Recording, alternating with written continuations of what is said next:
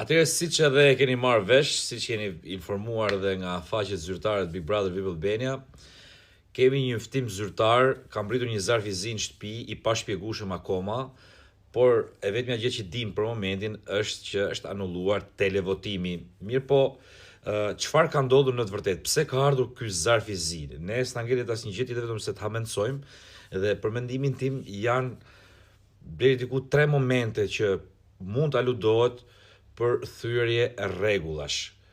3 ose 4 momente. Po them, një nga momentet mund të jetë ky këtu, që është momenti kur Marko i afrohet Shëndritit, mund të konsiderohet si një thyrje rregulli, për shkak se ka patur një kontakt fizik të vogël, por ka patur një kontakt fizik.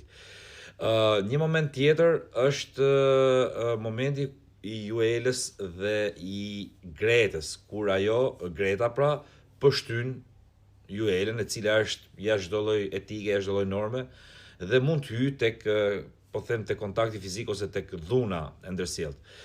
Një moment që unë e dyshoj që mund të jetë është dhe ky momenti këtu i Brikenës, i cili është një thyrje rregullore sepse nuk lejohet personifikimi apo përdorja e emrit të vllajt të madh në lojën me banorët. Pra ti nuk mund t'i thush dikujt që vllai i madh thot që Brikena mund t'ju heq cigare, dhe kur nuk e thot vllai i madh, nuk mund ta përdorësh ti duke thënë e thot vllai i madh.